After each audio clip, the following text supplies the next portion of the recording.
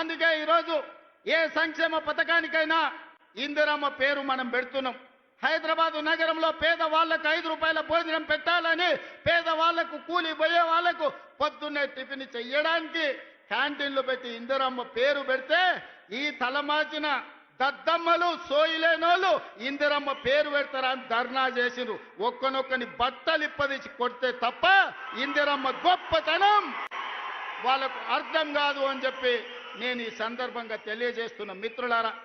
ఇవాళ మహిళలకు ఆర్టీసీలో ఉచిత ప్రయాణం దాదాపుగా 6,000 కోట్ల రూపాయలతోని ఆడబిడ్డలకు ఆర్టీసీలో ఉచిత ప్రయాణం ఇచ్చినాం. ఆర్టీసీ ఉచిత ప్రయాణమే కాదు, ఆడబిడ్డలకు 1000 బస్సులు కొనిచ్చి 1000 బస్సులు ఈరోజు ఆర్టీసీ కార్పొరేషన్కు ఆర్టీసీ బస్సుల యజమానులను ఆడబిడ్డల్ని చేసిన చరిత్ర మనది. ఒకనాడు సోలార్ వ్యాపారం, పెట్రోల్ బంకు వ్యాపారం అంటే అదాని అంబానీలది. కానీ ఇవాళ అదే సోలార్ బిజినెస్ 1000 మెగావాట్లు ఆడబిడ్డలకిచ్చి రాష్ట్ర ప్రభుత్వంతో ఒప్పందం చేసి ఇవాళ సోలార్ వ్యాపారం అదానితో పోటీ పడే విధంగా ఆడబిడ్డల్ని మన ప్రభుత్వం తీర్చిదిద్దింది.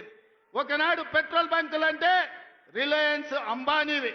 కానీ ఇవాళ ఆడబిడ్డలకు జిల్లాలల్లో పెట్రోల్ బంకులు ఇచ్చి పెట్రోల్ బంకుల వ్యాపారం ఈరోజు ఆడబిడ్డలతో చేస్తున్నాం.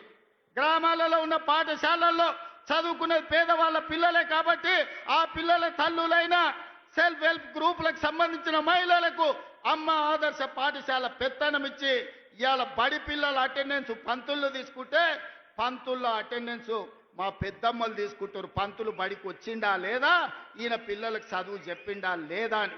ఆనాడు బట్టలు కుట్టే వ్యాపారం ప్రైవేటు కార్పొరేట్ కంపెనీలకు ఇచ్చిండు చంద్రశేఖరరావు.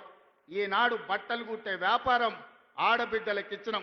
హాస్టళ్లలో సరుకులు సరఫరా ఆనాడు టిఆర్ఎస్ లో ఉన్న ఒక నాయకుడు దోచుకుంటే ఈరోజు మహిళా సంఘాలకు కోడిగుడ్ల నుంచి కూరగాయల వరకు పాలు, ఉప్పు, పప్పు, బెల్లం, చింతపండు ప్రతి సరఫరా ఆడబిడ్డలు చేస్తారు. ఎందుకంటే వాళ్ళ బిడ్డలే ఈ సంక్షేమ హాస్టళ్లలో చదువుకుంటున్నారు.